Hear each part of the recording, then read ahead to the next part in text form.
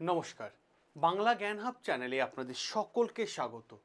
পাকিস্তানের একটা প্রভিন্স যার নাম হচ্ছে খাইবার পাখতুনখা, যে খাইবার পাখতুনখায় মারাত্মক লেভেলে রক্তাক্ত হামলা মাঝে মধ্যেই দেখা যায় বা রিপোর্টে মাঝে মধ্যে আসে।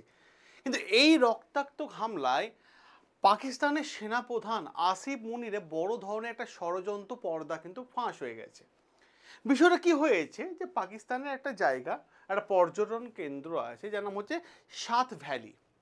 তো এই সাত ভ্যালি যদি আপনারা ইউটিউবে বা গুগলে সার্চ করে দেখেন, তো এই সাত ভ্যালি হচ্ছে একটা পর্যটন কেন্দ্র, একটা অন্যতম, যেখানে পাহাড় নদী সব কিছুই রয়েছে। এবং খাইবার পাখতুনখা এবং পাকিস্তানের লোকেরা বলে থাকে যে এই জায়গাটা হচ্ছে তাদের পাকিস্তানের মধ্যে একটা অন্যতম সেরা জায়গা। কিন্তু এই অন্যতম সেরা জায়গায় বর্তমান সময়ে সবথেকে বড় বিপজ্জনক অঞ্চল হয়ে উঠেছে। কি হয়েছে? একসময় এই সাত ভ্যালি, এই যে এলাকাটা আছে, এই এলাকাটাকে সম্পূর্ণরূপে অপারেট করতো কে? টিটিপি, মানে তেহরিকি তালিবান পাকিস্তান, যার দখলে এটা ছিল। সেখান থেকে পাকিস্তান সরকার কোনো রকমভাবে মানে নিয়ন্ত্রণ করতে পারছিল না, তার জন্য দীর্ঘকাল ধরে এই সাত ভ্যালি এলাকাটা কিন্তু টিটিপির আন্ডারেই ছিল। সেখানে যদি আপনারা দেখেন, সেখানে সেনাবাহিনী এবং পুলিশ, হ্যাঁ সেনাবাহিনী এবং পুলিশ এলাকা ছেড়ে পালিয়ে গেছিল, কারণ পাকিস্তান নিজে কন্ট্রোলের মধ্যে করতে পারছিল না। তাই এই টিটিপি কী করেছিল, এই সাত ভ্যালি এই এলাকায় নিজেদের শাসন ব্যবস্থা করেছিল, এমনকি নিজেদের আলাদা করে কোর্ট, মানে আদালত তৈরি করেছিল, এবং নিজেদের ট্যাক্স ব্যবস্থাও কিন্তু চালু করেছিল। কিন্তু পরবর্তীকালে পাকিস্তানের সেনাবাহিনী বড় ধরনের একটা অভিযান চালায় এই সাত ভ্যালির মধ্যে, এবং পুনরায় এই সাত ভ্যালিকে পাকিস্তান সরকার নিজে আন্ডারে নিয়ে নেয়। এমনকি মনে করা হচ্ছিল যে জঙ্গিবাদ কিন্তু শেষ হয়ে গেছে, যেটা পাকিস্তান বারবার দাবি করছিল। এমনকি এই যে জঙ্গিবাদ শেষ হয়ে গেছে যে কথাটা পাকিস্তান বারবার বলে না, কিন্তু এর পেছনে পাকিস্তান খেলে একটা নোংরা খেলা, যার বাস্তব উদাহরণ আজকের দিনে পুরো সিচুয়েশনটাকে উল্টে দিল। কি হয়েছে ঘটনাটা, আমরা পুরো খাইবার পাখতুনখা এই এলাকা, যে টিটিপির যে প্রভাব এবং টিটিপি যে পাকিস্তানের সাথে যুক্ত, সেই পুরো বিষয়টা আমরা A to Z আজকে সেশনে কিন্তু আমরা আলোচনা করব। দেখুন, সবার প্রথমে যে বিষয়টা আপনার আর্টিকেলটা দেখতে পাচ্ছেন, আর্টিকেলের মধ্যে বেশ কিছু তথ্য উঠে এসেছে। এমন কিছু তথ্য আছে যেগুলো দেখার পর আপনি হয়তো অবাক হয়ে যাবেন, কারণ বাস্তবে এমন ঘটনা ঘটেছে এই সাত ভ্যালিতে, যেখানে পরিষ্কারভাবে এমন একটা হামলা হয়েছে যে 14 জন মানুষ, ঠিক আছে, 14 জন মানুষ কিন্তু মারা গেছে। দেখুন, সাত ভ্যালিতে 14 জন মানুষ, এবং সংখ্যাটা, আহতের সংখ্যা প্রায় 25। আপনারা সবাই জানেন যে পাকিস্তান আসল ডেটা প্রকাশ করে না, সত্য ডেটা প্রকাশ করে না, সবসময় ফেক ডেটা প্রকাশ করে থাকে। আর এই 14 জনের মধ্যে আছে মানে পুলিশ সদস্য, এবং সাথে আছে সাধারণ মানুষ। আর এবং কি উদ্বেগের বিষয়, এখানে আরও একটা পয়েন্ট উঠে আসে যে এই হামলায় একটি পুলিশ স্টেশনেও কিন্তু মারাত্মক লেভেলে মানে মানে হামলা চালিয়েছে হামলাকারীরা। এবার প্রশ্ন এখানে উঠে আসে, এটা শুধুমাত্র মানে একটা হামলা নয়। অনেকে শুনলে হয়তো অবাক হবেন, খাইবার পাখতুনখা এই মানে এই হামলা মানে কয়েকজন মানুষ মারা গেছে, কিন্তু পাকিস্তানের তরফ থেকে বলা হয়েছে 14 জন, কিন্তু সংখ্যাটা অনেক বেশি। এই সংঘাত, এই লড়াই বা এই ঘটনাকে শুধু একটা মানে বিচ্ছিন্ন সন্ত্রাসী হামলা হিসাবে দেখেন, তাহলে অনেক বড় ভুল করছেন। এই পেছনে রয়েছে পাকিস্তানের একটা বড় ষড়যন্ত্র, এই পেছনে রয়েছে পাকিস্তানের জিওপলিটিক্যাল একটা বড় নোংরা খেলা, যে খেলাটা আমি আজকে আপনাদের সামনে এক এক করে আলোচনা করব। শুধু খাইবার পাখতুনখা নয়, বালুচিস্তান থেকে শুরু করে সিন্ধ, সমস্ত এলাকায় যে পাকিস্তানের 4টে প্রভিন্স, বালুচিস্তান, সিন্ধ, এই এলাকাগুলো খাইবার পাখতুনখা, এখানকার মানুষরা সবসময় চাইছে যে পাকিস্তানে কোনো সুযোগ সুবিধা পাচ্ছে না, তাই পাকিস্তান থেকে আলাদা হয়ে যেতে তার জন্য পাকিস্তান একটা সন্ত্রাসী হামলার বিস্ফোরণ কিন্তু এক এক করে উঠে আসছে। কারণ পাকিস্তানে মানে লেফটেন্যান্ট জেনারেল আহমদ শরীফ চৌধুরী, ইনার একটা বক্তব্য মারাত্মক লেভেলে ভাইরাল হয়েছিল, এবং গতকাল আমি সেটা গতকাল না হলে গত পরশু দিন, হ্যাঁ গতকাল মনে হয়, হ্যাঁ গত পরশু দিন আমি কিন্তু সেই ভিডিও আপনাদের সামনে করে দিয়েছিলাম। কি বক্তব্য ছিল, যে জানুয়ারি থেকে জুলাই মাস পর্যন্ত, এই যে 7 মাস, এই 7 মাসে পাকিস্তানে 5250টি সন্ত্রাসী হামলা হয়েছে। যদি এই 7 মাসে এভারেজ করা যায়, তাহলে সংখ্যাটা কি দাঁড়াবে? হ্যাঁ, সংখ্যাটা কি যাবে? প্রতিদিন গড়ে 25টা করে সন্ত্রাসী হামলা, 25টা করে সন্ত্রাসী হামলা। আর সবচেয়ে বড় প্রশ্ন, এত হামলা কেন হচ্ছে? গুরুত্বপূর্ণ প্রশ্ন। অপারেশন সিন্দুরের পর এই হামলার সংখ্যা আরো বেড়ে গেল। কেন করছে পাকিস্তান? শুনলে অবাক হয়ে যাবেন। আসিফ মুনির একটা নোংরা ষড়যন্ত্র। অপারেশন সিন্দুরের পর কি বদলে গেল খেলা? কি হয়েছে? অপারেশন সিন্দুরে পাকিস্তানের কি ক্ষতি হয়েছে? একাধিক সামরিক ঘাঁটিতে ভারত টুকটুক করে খেলা দেখিয়ে দিয়েছে। যে আসিফ মুনির ভারতকে নিয়ে মাঝে মধ্যে নানান কটু কথা বলে থাকে, অপারেশন সিন্দুরে ভারত বুঝিয়ে দিয়েছে তোমাদের জায়গা কোনটা। ভারত একাধিক সামরিক ঘাঁটিতে আঘাত করে বুঝিয়ে দিয়েছে যে তোমরা ওইখানেই থাকো, চোখ তুলেও তাকিও না। ভারত বুঝিয়ে দিয়েছে। আর এই হামলার সময়, অপারেশন সিন্দুরের সময় দেখা যায় মার্কিন ভাইস প্রেসিডেন্ট জেডি ভ্যান্স ভারতে উপস্থিত ছিলেন। এমনকি প্রথম দিকে যুক্তরাষ্ট্র মানে আমেরিকা জানিয়ে দিয়েছিলেন ভারত ও পাকিস্তান এটা এদের দ্বিপাক্ষিক বিষয়, আমেরিকা কোনোভাবে এতে হস্তক্ষেপ করবে না, প্রথমে জানিয়ে দিয়েছিলেন। কিন্তু এই হামলার 16 ঘন্টা পর পুরো পরিস্থিতি পরিবর্তন হয়ে গেল।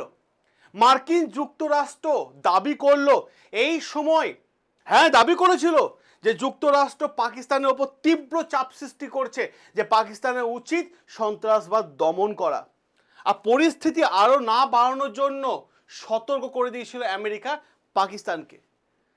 কারণ পাকিস্তানের ওপরও কিন্তু মার্কিন হামলার চাপ কিন্তু আসা শুরু হয়েছিল। এরপর কি ঘটনা ঘটেছিল? পাকিস্তান স্পষ্ট ভাষায় জানিয়েছিল ভারতের সঙ্গে যুদ্ধ বাড়লেও আর রক্ষা করতে পারবে না পাকিস্তান। ভারত যে খেলা অপারেশন সিন্দুরের ব্রাহ্মস মিসাইলের খেলা দেখিয়ে দিয়েছিল, সেই খেলায় ভয় পেয়ে গেছিল সেই পাকিস্তান। বর্তমান সময় এরই পাশাপাশি মার্কিন প্রেসিডেন্ট জানিয়ে দিয়েছিল কার্গিল যুদ্ধের উদাহরণ পাকিস্তানকে বুঝিয়ে দিয়েছিল, যার ফলে পাকিস্তান শেষ পর্যন্ত পিছু হেঁটেছিল। ফলে কি দেখা গেছিল? সামরিক ক্ষতি এবং আন্তর্জাতিক চাপ উভয়ে পাকিস্তান চেয়েছিল যেন শান্তির বার্তা যেন তাদের দেশে দেওয়া হয়। আর এর জন্য কি করছিল পাকিস্তানের প্রাইম মিনিস্টার আর আসিফ মুনির? বারবার ভালো ইমেজ তৈরি করার জন্য আমেরিকা ছুটে যাচ্ছিল, আমেরিকা ছুটে গেছিল। কারণটা কি? আসল খেলা লুকিয়ে আছে আসিফ মুনিরকে আরো শক্তিশালী করা। কেন আসিফ মুনিরকে আরো শক্তিশালী করা? শুনলে অবাক হয়ে যাবেন। কারণ পেহেলগাম আক্রমণ থেকে শুরু করে অপারেশন সিন্দুর পর্যন্ত পুরো ঘটনার অন্যতম উদ্দেশ্য ছিল পাকিস্তানের সেনাবাহিনী আসিফ মুনিরের ভাবমূর্তি আরো শক্তিশালী করতে হবে, যেটা পাকিস্তান পরিষ্কারভাবে গোপনে প্ল্যান করে নিয়েছিল। অর্থাৎ পাকিস্তান চাইছিল আসিফ মুনিরকে একটা শক্তিশালী নেতা হিসাবে গোটা পাকিস্তান এবং বিশ্বের সামনে তুলে ধরা, ফিল্ড মার্শাল হিসাবে তার গ্রহণযোগ্যতা সকলের কাছে বাড়ানো, ইমরান খানের মতো ভালো ইমেজ জনপ্রিয় নেতা তাকে তৈরি করা, এবং পাকিস্তান দেশ জুড়ে যাতে আসিফ মুনিরের পুজো হয় সেই পরিবেশ তৈরি করা। কারণ তখন পাকিস্তান লেগে পড়েছিল আসিফ মুনিরের ইমেজ তৈরি করার জন্য। আর এর পেছনে বিভিন্ন জায়গায় কি হয়েছিল? আসিফ মুনিরের ছবি পাকিস্তান সেট করা হচ্ছে, পোস্টার তৈরি করা হচ্ছে, প্রচার বাড়ানো হচ্ছে, এমনটা খেলা চলছিল। এবার আসিফ মুনিরের গোপন প্ল্যান, সব থেকে বড় প্ল্যান এবং নোংরা প্ল্যান, সে প্ল্যানটা কি সেটা আমি এবার আপনাদের সামনে আলোচনা করব। তার আগে আমি আপনাদের বলি, বর্তমান সময় যারা এআই শিখতে চাইছেন, এআই আর্টিফিশিয়াল ইন্টেলিজেন্স শিখতে চাইছেন, দেখুন যুগের সঙ্গে তাল মিলিয়ে কিন্তু এআই শিখুন। কারণ বর্তমান যাই দেখবেন সব কিছু এআই টুলস দিয়ে তৈরি করা হয়েছে। আপনি আপনার সন্তানের ভালো মন্দের জন্য যখন মোবাইল চেয়েছে দিয়েছেন, পিকনিকে যাব বাবা পয়সা দাও দিয়েছেন, কিন্তু প্রশ্ন হচ্ছে এখন তাকে একটা ভবিষ্যৎ তুলে দিন। আপনার সন্তান যে মাধ্যমিক, উচ্চ মাধ্যমিক বা গ্র্যাজুয়েশন পাস করে থাকে, তাহলে আমি রিকোয়েস্ট করব তাকে এআই তুলে দিন, তাকে তার একটা ভবিষ্যৎ তার হাতে তুলে দিন, এবং এই তুলে দেওয়ার দায়িত্ব আপনার। আপনার, হ্যাঁ, সন্তানের উজ্জ্বল ভবিষ্যতের দায়িত্ব আপনার। এই ভিডিওর কমেন্ট বক্সে যান, এআই ব্যাচের লিঙ্ক আছে, সেই লিঙ্কে ক্লিক করে এআই ভবিষ্যৎ তার হাতে তুলে দিন। আর না হলে এই নাম্বারে কল করে নেবেন, নাম্বার দেওয়াই আছে। দেখুন প্রশ্ন আছে, আসিফ মুনির গোপন পরিকল্পনা ফাঁস। আসিফ মুনির গোপন পরিকল্পনা কি ছিল? আসল প্রশ্ন হলো খাইবার পাখতুনখোয়া এবং বালুচিস্তানে একের পর এক কেন হামলা ঘটছে? এটি শুধুমাত্র হামলার জন্য নয়, এবং এর পেছনে রয়েছে একটা পারফেক্ট প্ল্যানের রাজনৈতিক এবং সামরিক কৌশল। পারফেক্ট প্ল্যানে পাকিস্তানে কেন অস্থিরতা বাড়ছে, তার পেছনে কারণ কি? পাকিস্তানের বর্তমান ইনফ্রাস্ট্রাকচার দেশের ভেতরে অস্থিরতা পরিবেশ তৈরি হয়ে গেছে। কারণ সাধারণ মানুষ বিশ্বাস করতে শুরু করে দিয়েছে যে পাকিস্তানের আইন শৃঙ্খলা ভেঙে গেছে, যে কথাটা তাদের পররাষ্ট্রমন্ত্রী সে নিজে জানিয়েছেন। এর পাশাপাশি সাধারণ মানুষ বুঝে গেছে যে পাকিস্তানের পুলিশ ব্যর্থ। এই পাশাপাশি সাধারণ মানুষ বুঝে গেছে যে পাকিস্তানের প্রশাসনিক ক্ষমতা ব্যর্থ এবং পাকিস্তান সরকার সেটাকে সামাল দিতে পারছে না। তাহলে তো মানুষ স্বাভাবিকভাবে একজন শক্তিশালী নেতাকে সামনে আনার চেষ্টা করবে, আর সেই নেতাকে আসিফ মনির। পাকিস্তান সরকার চাইছে আসিফ মনির সামনে যাক, আসিফ মনির সামনে যাক। কারণ পাকিস্তানের রাজনৈতিক এবং অর্থনৈতিক সংকট যদি দেখেন, পাকিস্তানের সংকট শুধু রাজনৈতিক নয়, বরং পুরো পলিটিক্যাল ইকোনমি ভেঙে পড়েছে। অর্থনৈতিক ইকোনমি মারাত্মক লেভেলে ভেঙে পড়েছে পাকিস্তানে, যেখানে পেট্রোলের দাম শুনলে আপনি অবাক হয়ে যাবেন। আর যার জন্য পাকিস্তানে আসিফ মনির এবং প্রাইম মিনিস্টার বারবার ছুটে যাচ্ছিলেন ডোনাল্ড ট্রাম্পের কাছে। রাজনৈতিক প্রতিষ্ঠানগুলো দুর্বল হয়ে গেছে, প্রশাসনিক কাঠামো নড়ে চড়ে বসেছে, আর ক্ষমতা কেন্দ্রের দখলে তীব্র লড়াই তৈরি হয়েছে। আর এই সমস্ত কিছুর মধ্যে কিছু প্রভাবশালী গোষ্ঠী নিজেদের স্বার্থ পুরোপুরিভাবে ব্যবহার করছে এবং আসিফ মনিরকে সামনে আনার চেষ্টা করছে। অপারেশন সিন্দুরের পর কি ঘটনা ঘটলো?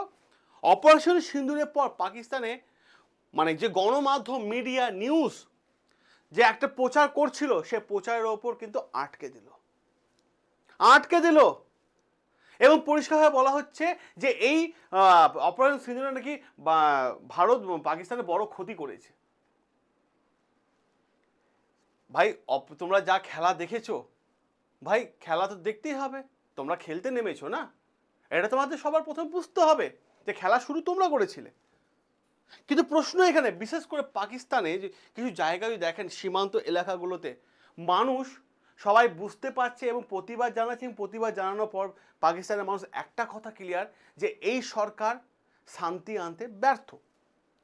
বিশেষ করে পাকিস্তানে একবার একটা সাংবাদিকের আমি ইন্টারভিউ দেখছিলাম, উনি একটা জিনিস দাবি করেছিলেন যে একটা জনপ্রিয় সাংবাদিক ছিল, তার নাম ছিল তাবিস হামসির, এরকম কিছু একটা নাম ছিল। তিনি জটিল রাজনৈতিক বিষয়গুলো খুব সহজভাবেই বলে থাকেন। তিনি একটা ভিডিও নিয়ে প্রশ্ন তুলেন, যে তিনি বলেন যে এই ভিডিও পর হয়তো জানি না কি হবে, ঠিক আছে, এবং তাকে কিছুদিন পর ওই তার অনুষ্ঠান বন্ধ করে দেওয়া হয় এবং চাকরিও হারান, যে কিছু সত্য তথ্য তুলে ধরেছিল। কারণ পাকিস্তানে মত প্রকাশের স্বাধীনতার ওপর চাপ রয়েছে, কারণ সরকার মত প্রকাশে কঠিন হয়ে উঠছে, সেনাবাহিনী সমালোচনা করলে ব্যবস্থা নিচ্ছে, সরকারের বিরুদ্ধে কথা বলে ব্যবস্থা নিচ্ছে, এবং যে কারণে আসিফ মনিরের বিরুদ্ধে কথা বললে তাকে চুপ করে দেওয়ার চেষ্টা হচ্ছে, কারণ মিডিয়ার ওপর মারাত্মক লেভেলে নিয়ন্ত্রণ করেছে, যেটা তাদের মিডিয়া জানাচ্ছে। এবং আসি যদি আমরা পাকিস্তানের পররাষ্ট্রমন্ত্রী মহসিন নাকভি, তিনি কি বলেছেন? পাকিস্তানের বর্তমান প্রশাসনিক কাঠামো প্রায় ভেঙে পড়েছে। আর এই ধরনের বক্তব্য পাকিস্তানের সেনার মুখপাত্র লেফটেন্যান্ট জেনারেল আহমদ শরীফ চৌধুরী, তিনিও কিন্তু সেম কথাই বলেছেন। আমি আগের দিন ভিডিওতে সেটাই আলোচনা করেছিলাম। আসিফ মনিরকে একটা ত্রাণকর্তা হিসাবে প্রতিষ্ঠা করার চেষ্টা করছে পাকিস্তান সরকার। কারণ পরিস্থিতি এমনভাবে উপস্থাপন করা হচ্ছে যে দেশ বিপদের মুখে, সরকার ব্যর্থ, প্রশাসন অচল, শুধুমাত্র একজন শক্তিশালী নেতাই এই দেশকে বাঁচাতে পারে, আর সেই হলো আসিফ মনির, যেটা এরকমভাবে প্রচার করা হচ্ছে। আর এই কারণে দেশে অস্থিরতা, হামলা এবং নিরাপত্তাহীন ঘটনাগুলোকে কিন্তু রাজনৈতিকভাবে কিন্তু মানুষের সামনে দেখানো হচ্ছে। আগামী কয়েকদিন কি হতে পারে? পরিস্থিতি পরিবর্তনের সম্ভাবনা দেখা যাচ্ছে না, বরং আগামী কয়েকদিনে খাইবার পাখতুনখা, বালুচিস্তান, সিন্ধ এবং পোকের এই এলাকাগুলোর মধ্যে দেখা যাচ্ছে যে অস্থিরতা আরও বাড়তে পারে, কারণ সরকার নিয়ন্ত্রণ করতে ব্যর্থ। এবং প্রশ্ন হচ্ছে, খাইবার পাখতুনখায় যে 14 জন, এই দেখতে পাচ্ছেন যে 14 জন মানুষের মৃত্যু হয়ে যায়, এরা শুধু সন্ত্রাসবাদী হামলা হিসাবে দেখছেন, কিন্তু এর পেছনে রয়েছে বৃহত্তর রাজনৈতিক জিও পলিটিক্যাল প্ল্যান, যার লক্ষ্য পাকিস্তানের ক্ষমতা ভারসাম্য নতুন করে গড়ে তোলা এবং আসিফ মনিরকে সবচেয়ে শক্তিশালী নেতা হিসাবে সকলের সামনে হাজির করা। আর এই আর্টিকেলটা দেখার পর আপনার কি রায়, আপনার কি মতামত, অতি অবশ্যই আপনার রায় এবং আপনার মতামত তুলে ধরুন কমেন্ট বক্সে। দেখা হবে আপনাদের সাথে নতুন আরও একটা গুরুত্বপূর্ণ আপডেট নিয়ে।